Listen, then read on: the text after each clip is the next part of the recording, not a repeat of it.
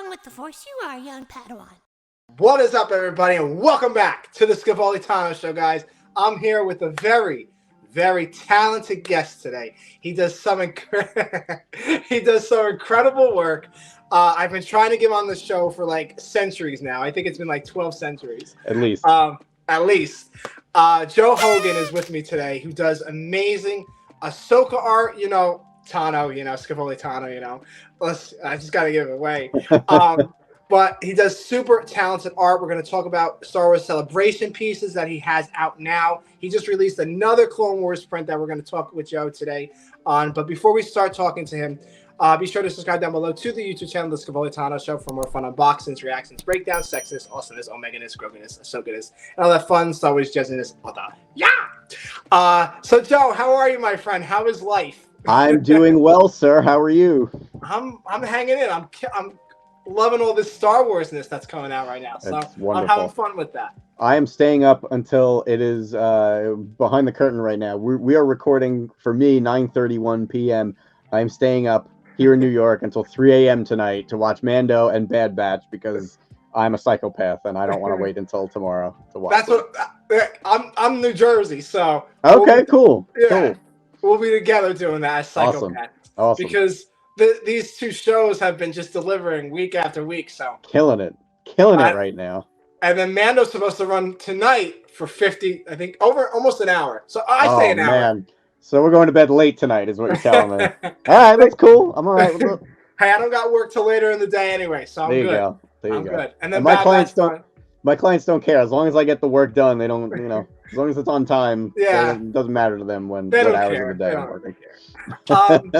So, Joe, I want to ask you, my first question to you is, as an artist, and you work on your art, how do you paint a picture? Because I know all of your artworks paint a picture. Just like we're going to talk about the Tales of the Jedi print that is now available for Star Wars Celebration, and then you can get it. All the prints are out now that are only for pickup in Europe because New Jersey, we ain't going to Europe.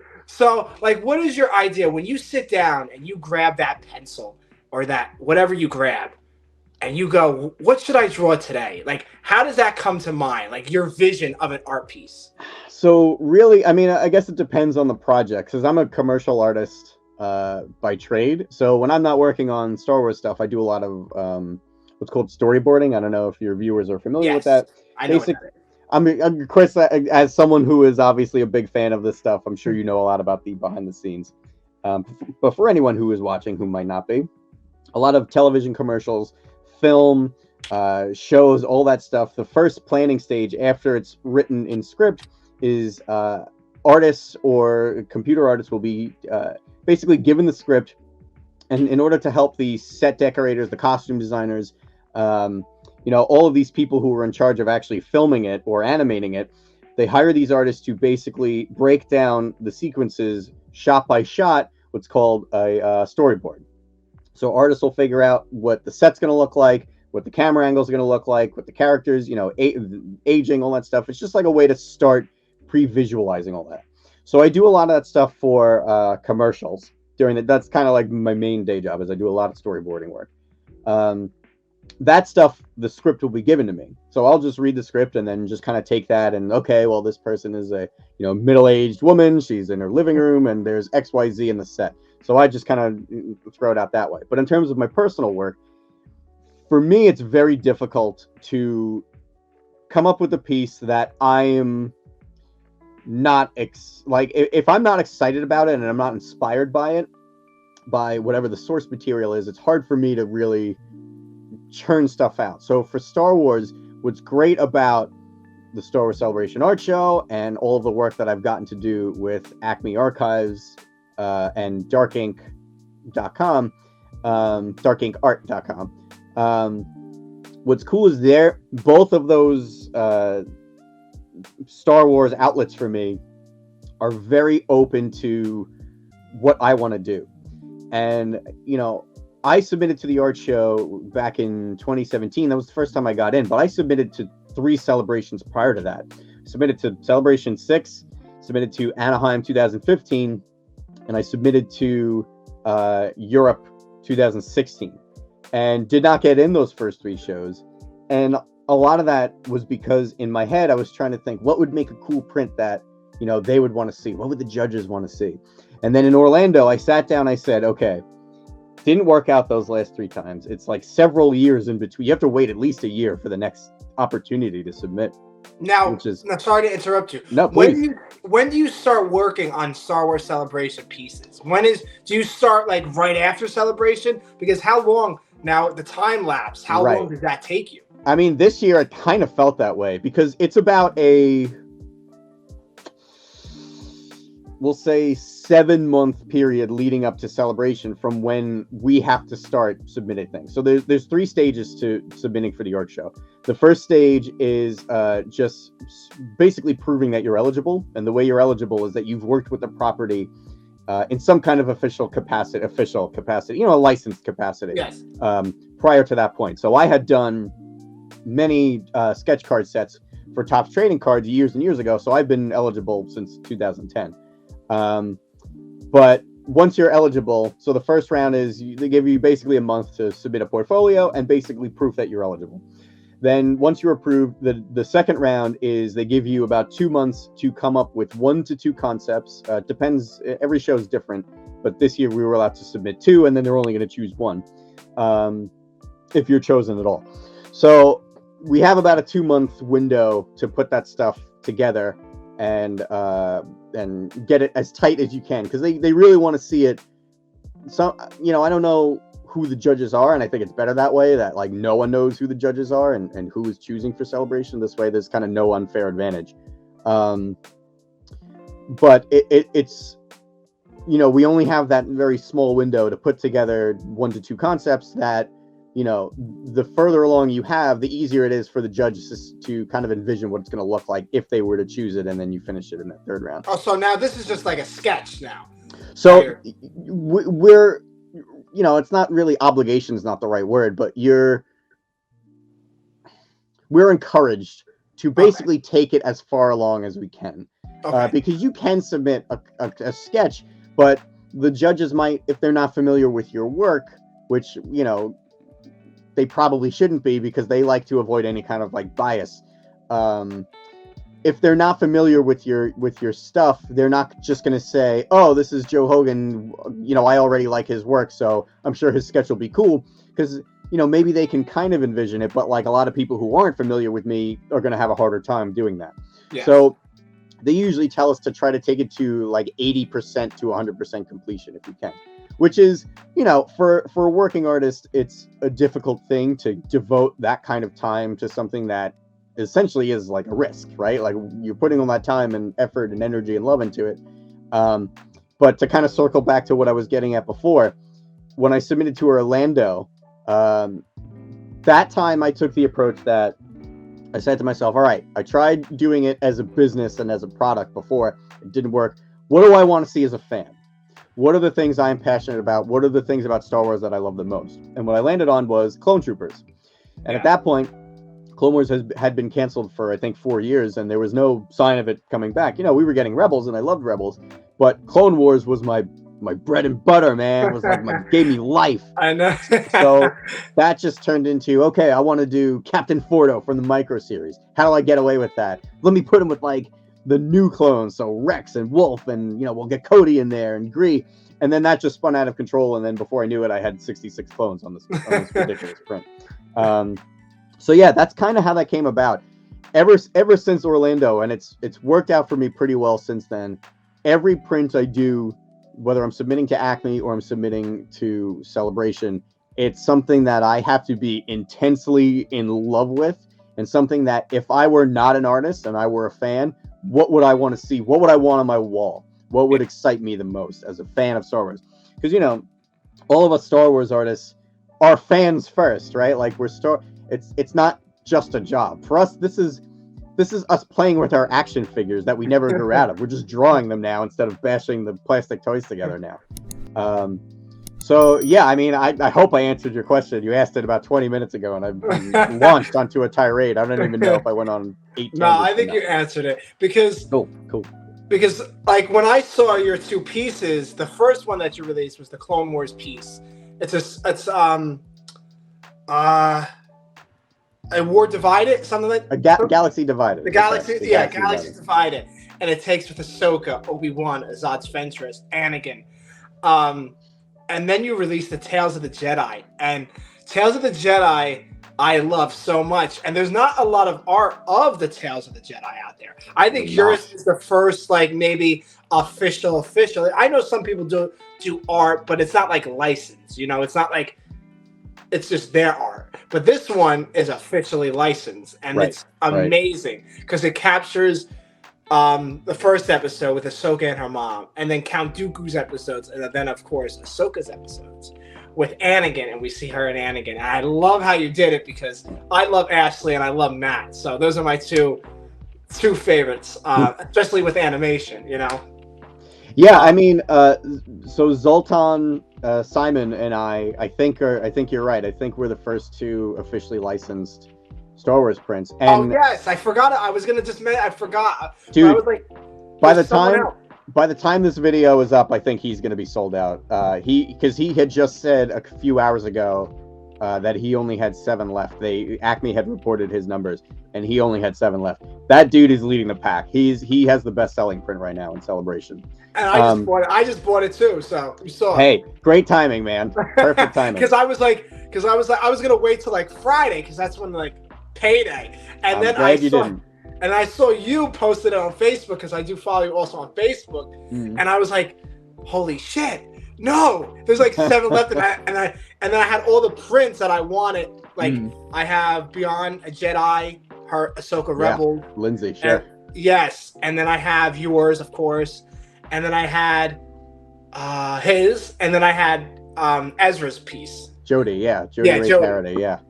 So I was like, I jumped on it. I was like, I got to do it now. I'm glad you did, man. Yeah, because his is going to be gone. He's the hot commodity. I think he's going to be. So we have a certain amount held for the convention itself in case the pre-sales do sell out. So he's only going to have 50 at his table afterwards. But to kind of go back to what you were saying before, so he and I are the first officially licensed Tales of the Jedi pieces, but we did these in November. So we've just been sitting on our hands like waiting for like we're allowed to show them. Which of course they were just revealed, I think 2 weeks, probably less than 2 weeks ago. I think it was early last week. Yes. So yeah, finally those were allowed to come out. And funny, I mean, this is kind of here nor there, and once again I'm rambling, but we mentioned before, we're gonna stay up tonight until 3 a.m. and gonna watch Mando and Bad Batch. That show came out a week before the concepts were due. So I think the window started in... For what show? Bad Batch or Tales of the Jedi? No, so Tales of the Jedi released 1 week before the Celebration concepts were due. Oh. So I think the window that we were allowed to start working on our Celebration concepts was like late September to early November. No, you know what? I'm sorry. It was early September to the first week of November. Oh, wow. And Tales of the Jedi came out, I think, on October 24th or 26th or something like that. So I worked on my other concept for those 7 weeks, and that was actually also released by Acme with that Clone Wars one. So that's called Masterhood. So that's Luke Skywalker versus the all the Dark Troopers from the end of Mandalorian Season 2. So that concept was not chosen for Celebration, but I worked on it for weeks and weeks, and I pitched it to Acme, and Acme loved it. So they were like, yeah, we'll take it. We'll release that one. So luckily enough, both of my Celebration concepts are being released in some capacity, which is cool. But I kind of took a gamble because, you take those 2 months to work on it, and you really got to like put the time and the effort and the energy into it. But I was saying to myself, man, I'm going to love this show. I knew I was going to love Tales of the Jedi. So what I did was I set my alarm, and I also knew I didn't want to start it until I saw the entire thing. Because I didn't want to just work from trailers and then like be working on it and then, regret like, oh, I wish I could have put this in it or fit this and rework it and then have to like backtrack and start over. So I said to myself, all right, I'm going to take a gamble. I'm only going to have a week to do this. I'm going to wake up at 3 a.m., which I did. I went to bed at like 8 p.m., woke up at 3 a.m., binge the entire show. And the entire time I'm watching the show, I just had like, I'm scribbling. I'm like, okay, I like this. You got your homework ready. I like that. Exactly. Taking notes the whole time, doing like little scribbles and I'm just thinking the whole time I'm watching the show, I'm absorbing everything. And I'm just thinking, what would make a cool print? What would make a cool print? Oh, I like this moment. Oh, but I like this one too. Oh, I don't want to cram too much. And then by the end of it, I was like, okay, I'm a comic book guy. I need to make a paneled thing. I got to represent every single episode. I got to have my favorite moments in there. And that's kind of how it all came about, is I have a background in comic book art. And was like, okay, I'm going to treat this as if it were almost like a comic book page, where I'm going to make sure the eye is moving around in like a pleasing way, and the right things are popping, and we're drawing attention to the right things, and it's still going to tell the story of the series.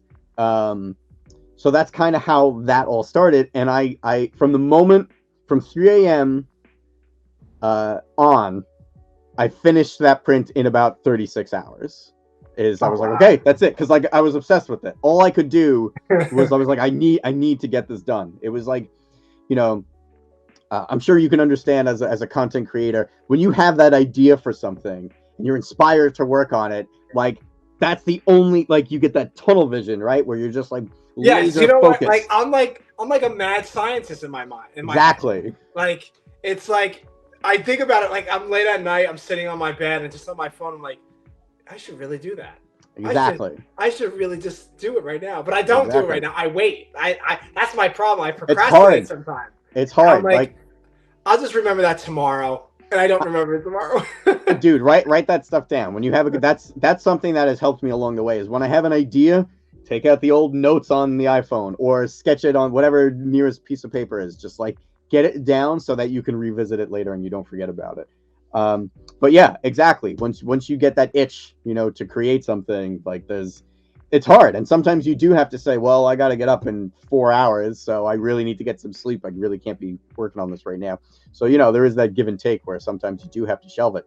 But in the instance of the print, man, I was bitten by the bug hard.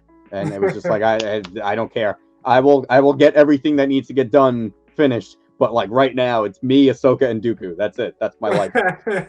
So.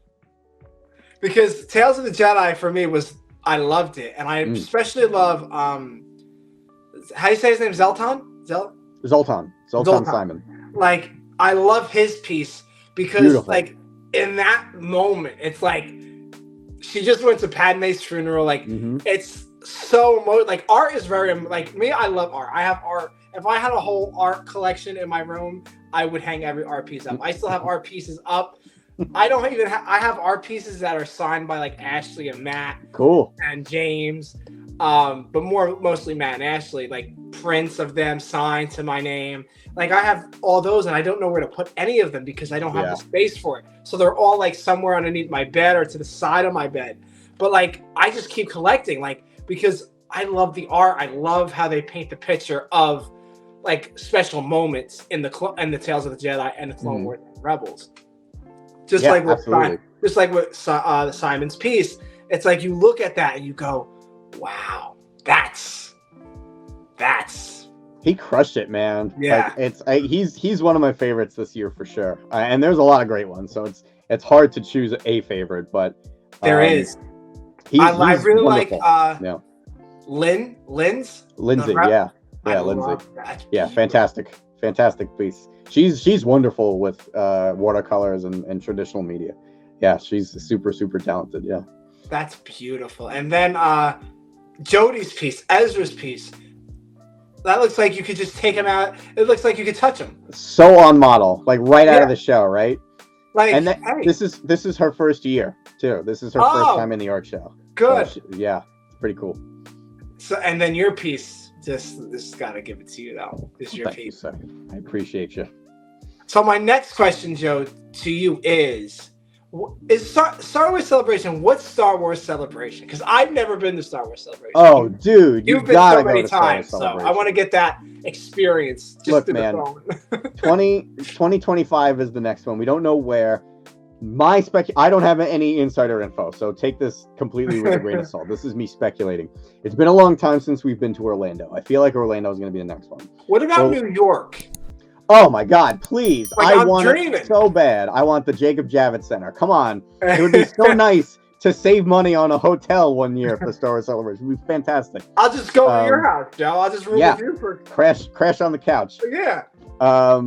Yeah, I would love a New York one. I don't think we're gonna get one just because we're not located near a Disney park, but I would love it if we were gonna go someplace that was not New York. Orlando is my favorite one. My first one was in Orlando. I went in 2010. So to answer your question, man, Star Wars Celebration, it's the biggest Star Wars party that there is. And I've been going many years. I think this is literally my 10th or 11th time attending a celebration. Because what's great about it is it's one of those things where sometimes I feel the worst thing about Star Wars can be the fandom. There are a lot of negative aspects to the Star Wars fandom, but there's a lot of amazing positive aspects to the Star Wars fandom.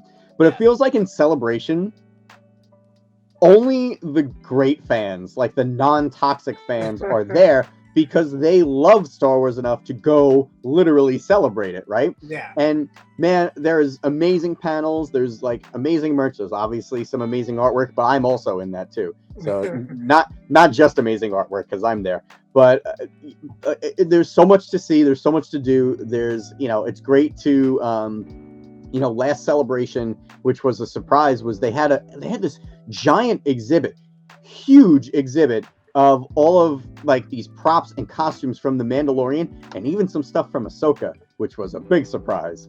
Some stuff that like we hadn't seen before in live action is now, here's the prop that we filmed. They had the full-size N1 starfighter, that's Mando's new ship. It was insane. They have all these like awesome things to do and to see, and it's just a 4-day party. And man, any line you step into, any line you get into to see the exhibit, to see a panel, to go to the store, whatever you're doing, the people in front of you and behind you are going to be your best friends by the time you leave. I'm not exaggerating when I say most of my close friends I met going to Celebration over the years. It's crazy. It's literally, I have a Star Wars family all over the world. And it's actually, funny enough, because of that, it's extending my trip in Europe, because one of my best friends, Chris D, who is another artist, he did the Unbreakable Bond print. With Rex and Ahsoka. Right. So he did that one. I've known Chris since 2012. We are like, at this point, we're brothers. But I've never been to Europe before. I've never left the country. He's come to Celebration here many times. But I've never... So he's overseas. He lives in Luxembourg. He was in Paris and he was in Canada a little bit, but he's from Luxembourg and he's back living there now.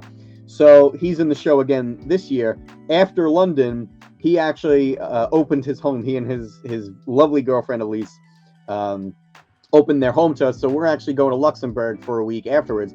And then I'm going to another friend's place for a week. My friend Jazz, who lives in Norway, who was my very first Celebration friend. Man, I know I'm really rambling, but I promise I love these stories, so I love telling them. On the plane to Celebration 5, my first celebration, one of my other best friends, Joe Cervera, was with me.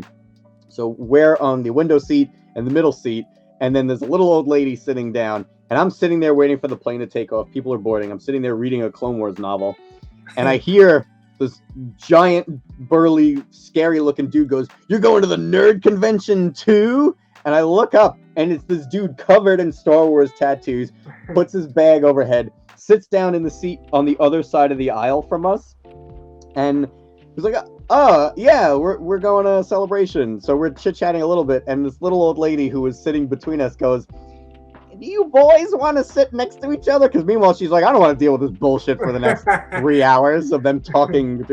And Jazz goes, "Yeah, sure." And my friend just turns to me like,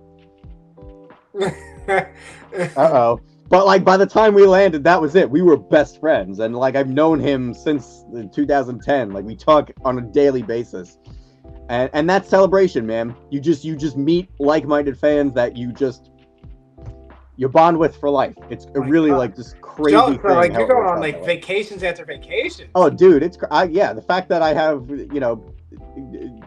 2 of the 3 weeks I'm in Europe are in a free stay because of these friends that have been waiting to have me come see their home countries. Like, I'm so lucky, man. I'm so fortunate, and it's literally because of Celebration, because of the type of people that Celebration draws to it. It's maybe one of my favorite thing. It is my favorite thing about being a Star Wars artist. It's just the people that I've met because of it. But you know what, Joe? We met through the internet. We did. We don't need no Celebration. We don't need it. But dude, you gotta go. I'm serious. Like, you're a mega fan. You have to go to. You have one time in your life. If you're a Star Wars fan, you have to go to Celebration one time. Start saving now, man. I know. You know what? I don't like to get on a like. I want things like New York. Like, I'm ready. I've been waiting for New York, but I don't think they'll ever do it like in the New York area. I mean, they did Chicago, but I think a lot of that was because they couldn't get Anaheim or Orlando. I think it was some kind of like planning. I don't know for sure, but excuse me. But I had heard that there was some kind of scheduling conflict, so they ended up doing Chicago. It could happen. Chicago was very left field. We really don't know. But dude, I'm telling you, whether or not it's Orlando or Anaheim, you gotta go once, man. It's so worth it. It's so cool. You as a mega Ahsoka fan, there's never any shortage of Ahsoka love at these I know. things. I want, so you know what? When I go, I want Ashley to be there though. Like, I want her to be there. She's always there. She's always going, man. I feel like she's been to almost every celebration since Clone Wars started. I'm pretty sure almost every celebration I have attended, she has been there doing photo ops and signings. Even Matt, I think he does them too. Matt does them more frequently now, for sure. Yeah, he used to never do them back then, but now. Early on, he was not hit or miss, but like it was kind of a gamble if he was going to be there or not. D. Bradley Baker too has been there for most of them in recent. He actually last celebration, Chicago. I actually met him and he signed my my very first Star Wars print, that Clone Wars piece that I had mentioned before. The Clone Trooper piece. Yeah, so I that's for me. I have that here. So that was the one signature that I got. Really on my artwork. So that's cool. Don't worry, I'm gonna get Ashley and Matt on your art. Oh, go for it. Tales of the Jedi. Get James too, because James is a friend of mine, which is crazy to think. Really? I've actually been working for. I've done work for his stage show, Talking to Myself, and for his YouTube channel since 2011. Actually, I've known him for a while. And yeah, it's a weird thing to say, but he and I are friends. He's such a kind person. It drives me a little crazy because every time I'm either in town in California or he's in town in New York, I say, James, let me take you to lunch. And he's like, oh, okay. And then he's like, no, I got you. And he always grabs the check. I'm like, James, come on, you're amazing. let me get you back. He is, the way you see him on camera is the way he always is in person. He's like the most down-to-earth, real dude. He's such a pleasure to work with. He always gives me so much freedom. I love Jay. I love Obi-Wan. I love what he does Obi-Wan. He's perfect. James. Oh, he will. It's the novelty hasn't worn off. I've known him 12 years now, I guess.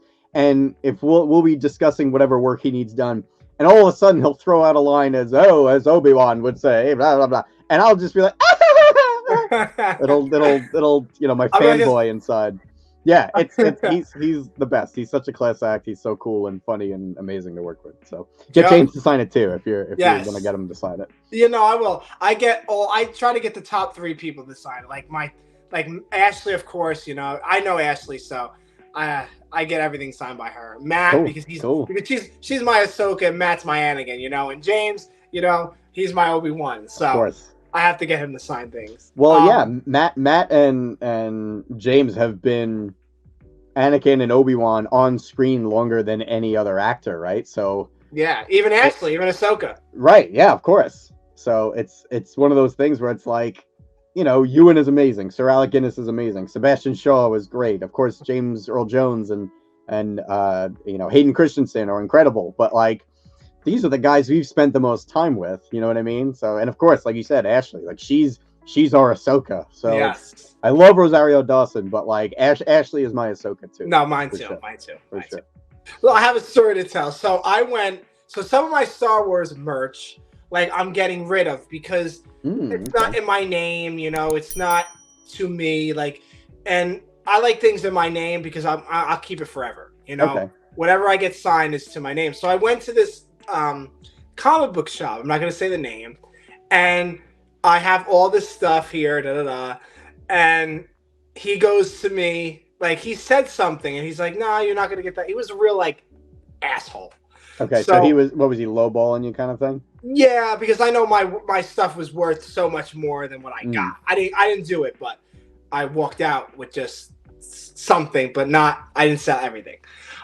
So it's time for like the Funko Pops to get signed. So I have an Ashley signed Funko Pop that I'm getting rid of because it's not in my name. But I have all of her Funko Pops ready to be signed to me. I already have some signed to me. So he goes, one of the guys goes, "Oh, don't we need a Ahsoka Funko Pop?" So the guy turns around, the asshole, he goes, "Oh, we don't need that. She's just a voice. She's not really important that much." Oh, shut up. Shut up, man. Joe, I looked at him with the dirt. I was going to fight this man. I was like, are you serious? Gonna defend Ashley's honor. Like, I was like, I didn't say anything because, I'm respectful, I don't disrespect, but I was like, I just looked at him. I looked at him like, let's just go outside. Let's I don't want to hurt you right now. I had to walk out. When he said that, Joe, I was so like hurt. I went home and I was in the car with my friend because he brought me, and I was just so pissed. I was like, how could someone say that? The disrespect, like that is. Oh, she's just the voice. No one really cares. It's so weird that that's the attitude of a lot of, not just Star Wars fans, just people in general. Just like, there's almost like maybe not a disrespect, but there just isn't as much reverence for voice actors compared to on-screen actors. But like, voice acting is not easy. People think like, oh, you're not on camera, so it's easy to you're still acting. You still have to grab it from, and you're being a different voice, right? Like you're like me, and your voice is not what we're going to use for voice acting, right? I have to say, you mentioned, we were talking about Zoltan's piece earlier, the scene of Padme's funeral. Man, I got a little teary-eyed, which I don't usually do, but I got a little teary-eyed. I'm getting teary-eyed now thinking about it. The scene where Bail confronts Ahsoka after she was my friend. Dude, that delivery of that line, "She was my friend." I forgot that it was a woman voicing a cartoon character, and that was Ahsoka is like missing her friend. Like that, was maybe that one line was maybe the best acting I've ever heard Ashley do of that character. And that says a lot because she's done a lot of acting of that character and a lot of amazing acting of that character. And I say to people all this, you can't capture some things in live action. Yeah. Oh, no. Just picture Rosario Dawson doing that line. She won't capture it. I think Rosario is a talented enough actress that she would definitely bring something to that scene, and it would be unique to her. But I agree, there's a subtlety and a beauty to these animated scenes that, when you have all of these things, because there's more people kind of coming together to bring the kind of the strength out of it. So it's not just Ashley, it's the animators, it's the lighting, it's like all of that. All of that stuff is important, where really in live action, there are other things like lighting and all that stuff, but it's really all falls onto Rosario. So if Rosario doesn't deliver, then it's not going to have the same impact that it would when you have like an entire team of people making a scene be the best that it can be. You know what I mean? Yes. If that makes sense. And that's no shade on the live. I'm loving Mando. I love Rosario as Ahsoka. I do wish we could have seen Ashley as Ahsoka, because if we have Katie Sackhoff as Bo-Katan, feel like it would have been okay to have her be Ahsoka. But that said, Rosario's doing an amazing job. I can't wait to see her in Ahsoka. I'm hoping we get to see her this week in Mando, or any week in Mando, because I love seeing anytime Ahsoka shows up, I'm happy. Or Sabine. Dude, I'm so pumped to see Sabine for the first time. I don't think we're gonna get Ezra until the Ahsoka show, but I think we might get like a little Sabine tease, considering all like the Mandos are coming together. It seems like this season, so I'm hoping we get a little Sabine this season. So my next question to you, Joe, is I'm always team animation, so I'll just say team animation. So who is your top 3 favorite Star Wars characters? Oh man, it's like choosing your favorite child. That's so hard, man. I'll probably go with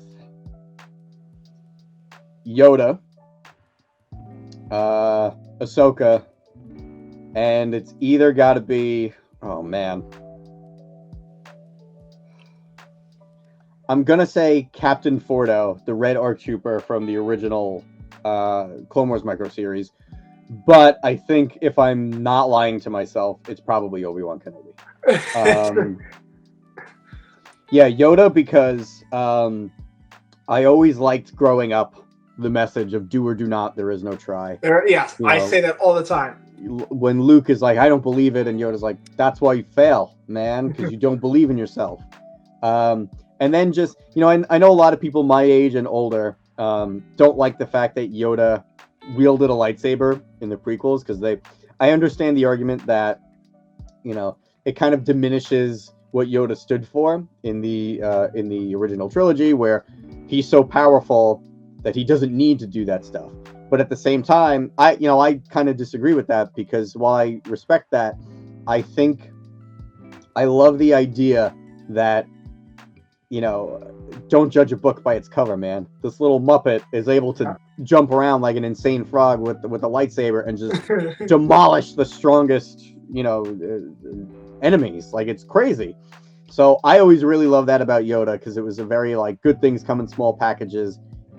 Don't judge a book by its cover. Do or do not, there is no try. Like all of that stuff about Yoda was always something that I really connected with. I always appreciated that. Ahsoka, this is something that might disturb and upset you. I was one of the people that when Ahsoka debuted, you didn't like her. I could not stand her. I really I really disliked the Clone Wars movie. Almost didn't watch the Clone Wars series because of how much I disliked the Clone Wars movie, but I ended up watching it. And man, every time Ahsoka was on screen in that first season, it was just like, for me, it was just like nails on a chalkboard. It's like, oh God, no, I can't wait until she's gone. Don't worry, I won't kill you later. But all right, I appreciate that. Well, hopefully what I'm going to say is going to make you feel better. But as time went on and she developed, she stopped being this, this annoying little brat who was always disobeying orders and had no consequences to her actions. And I really started to appreciate the arc that, Dave Filoni and all the writers and creators of the show set up for her. Because, like, if Ahsoka's already up here, there's nowhere for her to go, right? She's already up here. But the fact that she started down here and had to grow and learn and mature her story arc, and like, I think she has one of the most interesting story arcs in all of Star Wars canon, Legends and Disney canon, because she really was an individual thinker, and she kind of was at that crossroads at the end of not the Wrong Jedi, Padawan, Twilight of the Apprentice. What was the episode where she left the Order? I can't remember the name. The Wrong Jedi. The Wrong Jedi was so that story arc. She was at that crossroads. I was never expecting her to leave the Order. At no point did I think that's where it was going to go, but she was right. She was right to leave. She was right with her criticisms of the Jedi Council, of the Jedi Order, and all of these things. And she really was that kind of pure Jedi, but it took her a while to get there and to see it and to kind of come into her own and make her own decisions. And man, when that happened, I was like, oh damn, did I become like an Ahsoka fan? Do I love Ahsoka now? And then when she came back in Rebels, like my mind exploded. I was so excited, and to see like how just like almost regal and collected she was, and powerful and strong and wise. She became the mentor that we always wanted her to be. Like, I thought that was such a cool story arc, and then to see with Tales of the Jedi and season 7 of Clone Wars like fill in those gaps, and now she's back as another kind of mentor character in Ahsoka and in Mando, and it's like all of a sudden I became this massive Ahsoka fan without like noticing it. Dave Filoni infiltrated my brain, and it's funny, but it's a shock too, because I've always been like a hardcore Clone Trooper fan. But I think Ahsoka nudged all of the clones out of my top 3 characters because of that. And then Obi-Wan is Obi-Wan. Like, he's so charismatic, and he's the model Jedi. But I'm also a big Clone Trooper fan, so that's why I mentioned Fordo before. So I love the ARC Troopers. My next question to you is, Who is your favorite clone trooper? Fordo. Yeah, no question, it's Fordo. Probably because he was the obviously did some of the coolest stuff in that Clone Wars series. That Clone Wars show is the reason I'm an artist, because I grew up loving with the micro series. Yes, the Gendy Tartakovsky Clone Wars micro series. That aired at a point where I was trying to figure out what I wanted to do with my life. Had always loved drawing, had always loved art, like, you know, the Batman animated series, Dragon Ball Z, the real Ghostbusters, Extreme Ghostbusters, Teenage Mutant Ninja Turtles, all these shows I grew up with, Samurai Jack. All of that stuff always made me want to draw. But then when I was nearing the end of high school, I really didn't know what I wanted to do with my life. And then the micro series started, and I was just like, I want to do Star Wars cartoons. I don't know how. It's just this one little thing. I don't know how, but I know for a fact that I want to do Star Wars art. I don't know how I'm going to do it. I don't know how I'm going to figure it out, but that's what I want to do. So I ended up going to art school, and and Captain Fordo was this, like, it's the first time we saw a clone trooper that really had his own, you know, like, personality and was doing these above average clone trooper things, and it was just so cool. That it left this impression on me. Plus the art style appealed to me so much. I mean, of course, later on in the comics and, obviously in the Clone Wars 2008 series, we got a lot more clones with a lot more personality and a lot more distinctions than we got with Fordo. But I think it was that, like, early seed that was planted in me that, clone troopers can be more than just clones. That's kind of what did it for me. And then I've been a Fordo fanatic ever since. Yeah, the clone trooper. I love Captain Rex. Captain Rex, I think, quintessential clone. I think he's your perfect model clone. Rex. Yeah, he's the best. Even the Bad Batch too. I love the Bad Batch. Oh, Bad Batch is amazing. Yeah, and like my daughter Omega here, you know, my Omega. Everyone's favorite little sister. Yeah. So my next question to you is, Joe. One more final question to you. Yeah, please. What besides your piece from Star Wars Celebration?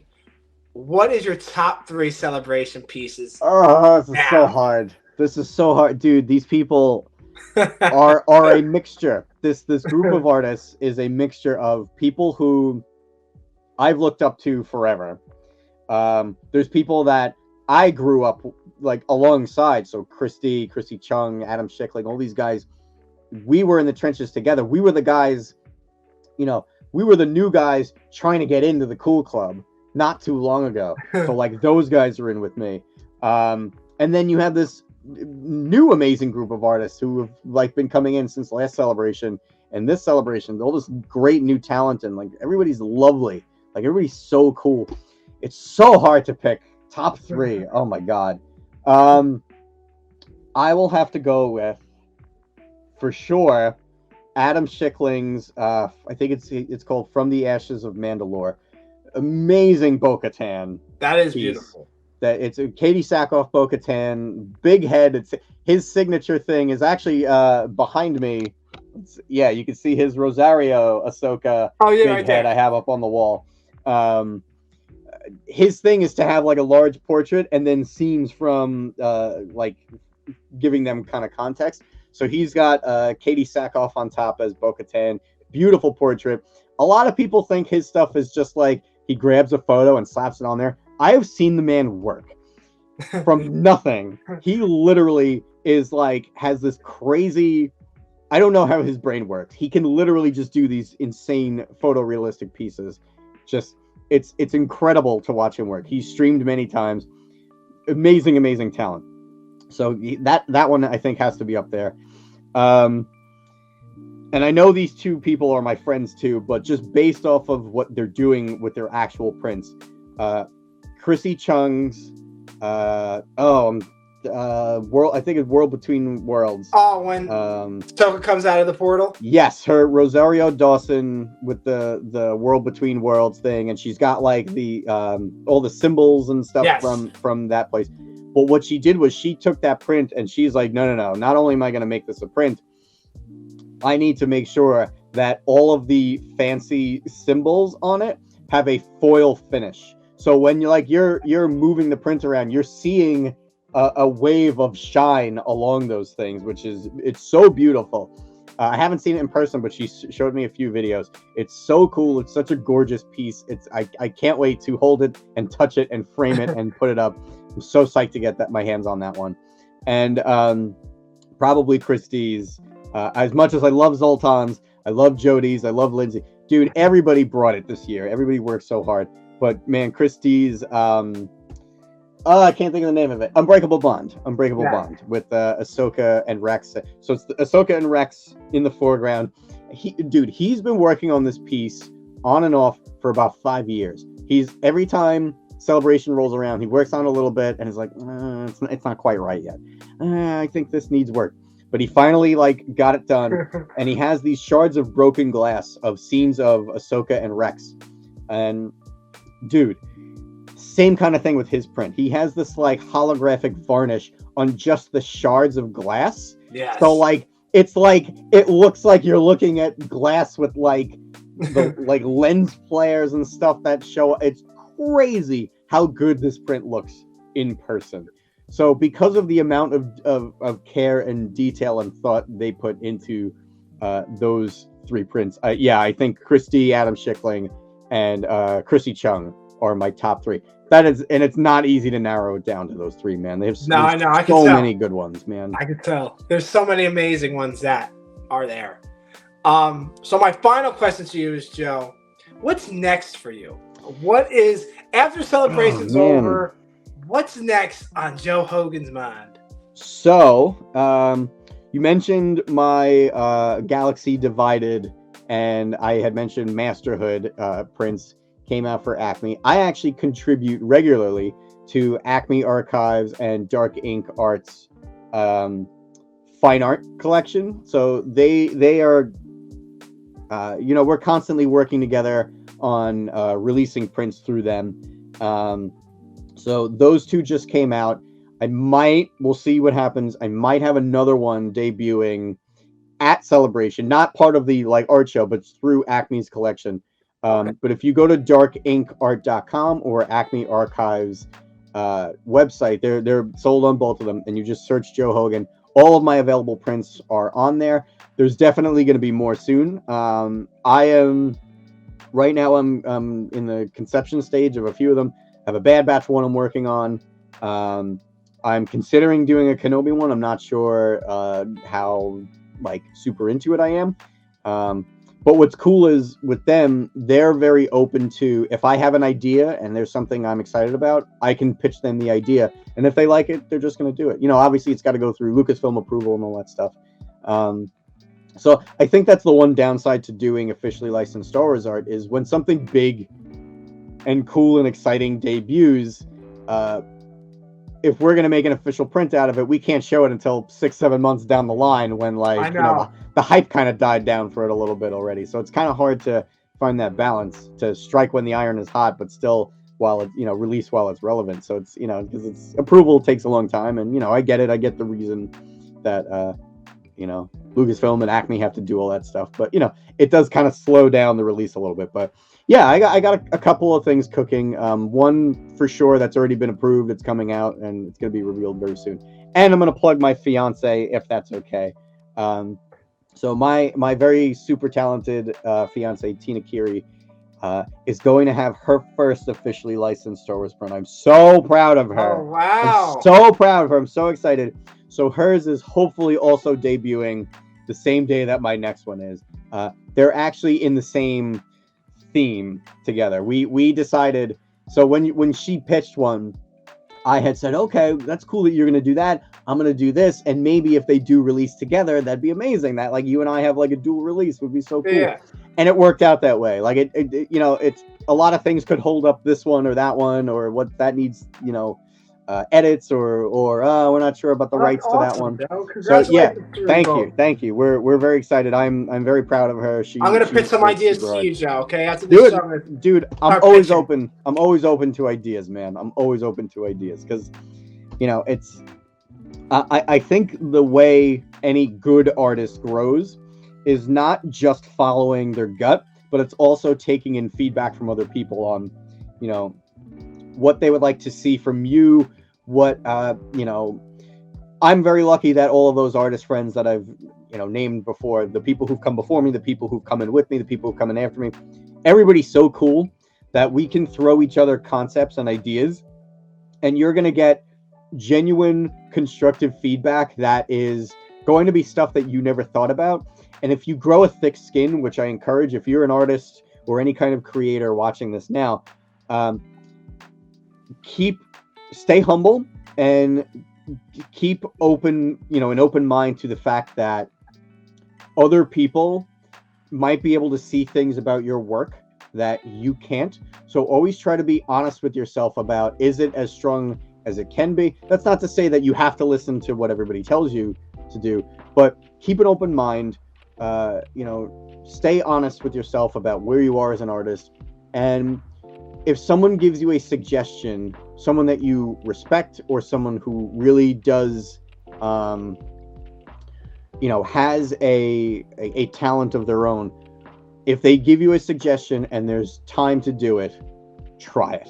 Because I can't tell you how many times someone has given me a suggestion and I've been resistant to it because of my either insecurities or my biases, or I just feel like, no, this is the way I'm supposed to do it. I can't tell you how many times I said, well, I really trust this person. I respect this person. Let me try it. And then that piece, all of a sudden, there's that eureka moment. That was the secret sauce that was missing the whole time because I couldn't see it. They saw it. And now the work is stronger. And now I've learned something about my work that I didn't know before. Stay open-minded. Stay humble. And just keep pushing, keep working really hard. And yeah, Chris, dude, if you have suggestions, man, I want to hear them. I want to hear, but it's got to be off camera because if I do it's got to be under wraps. It's all under NDA. On the low. That's right. But before we go, Joe, where can everybody find you on the social medias? I am Joe Hogan Art basically on everything. I am on Twitter, which I don't use as much as Instagram. I use Instagram quite a bit. I'm on DeviantArt sometimes. I'm on Facebook. If you want to see the latest stuff from me, really, Instagram is the spot to do it. Yes. And as I mentioned before, all of my officially licensed prints that are still available and not sold out, luckily enough for me, many have, and that's just a surreal thing to wrap my head around. But the ones that are still available are available on darkinkart.com or Acme Archives Ltd's official site. They're sister sites. It's basically one company, but everything is sold on there. And then, anyone who is interested in picking up my or anyone else's Celebration London prints, they are pickup only. So hopefully someone who's going to be there if you are not attending. If you know someone who's going, when you add those prints to your cart, you can leave a note saying, Joe's picking up all my prints. That's right. So you just list someone who is picking yours up for you, and the pre-orders are going to be live until March 20th, noon Pacific time. So from the time of filming this, Chris, I'm not sure when you're going to put this out, but right now people have a little bit less than a week to pick those up. Man, some of those are going to sell out. Chris D's is going to sell out. He's getting real low in his stock. I'm pretty sure by the time this goes live, Zoltan is going to be sold out. Yeah, Zoltan, I think so too. Zoltan, yeah. But in the event that the pre-sales do sell out, every single artist is allotted 50 to sell at the show. So when Zoltan does sell out, if you still want Zoltan's or Chris D's or anyone else who does sell out, show up day one, that Friday, that first day of Celebration, go straight to their tables and say, I need one of your prints, please. I want it. That will guarantee you one, for sure. But Joe, thank you so much for coming on the show. Chris, thank you for having me. You're always welcome to come back. I'm so glad we finally got to do this, dude. Thank you for letting me ramble and go on tangents and promote my work. You are a class act. This was a lot of fun, and thank you so much for having me, sir. Oh, slump, man. Slump. The love is mutual. It is. And come back anytime if you want to do breakdowns with me for Bad Batch, Mando, Ahsoka that's coming out, anything. Can't wait. Vision season 2 is coming. Skeleton Crew's coming. We're eating great this year, man. we are loving it. This is great stuff coming out. But guys, make sure you guys follow Joe. I'll put all his links and the Star Wars Celebration. Even if this is not out by the time March 20th comes, I will still tell you how you can get them. at their booths at Star Wars Celebration Europe. And yeah, thank you guys so much for joining us. Joe, thank you again. Before we go, make sure you guys subscribe down below to the YouTube channel, The Scevoli Show, just for more awesomeness and artness, guys. Artness. And be kind to one another, guys. And may the Force be with you, my friends. Always. Bye! In my life, when you find people who need your help, you help them, no matter what.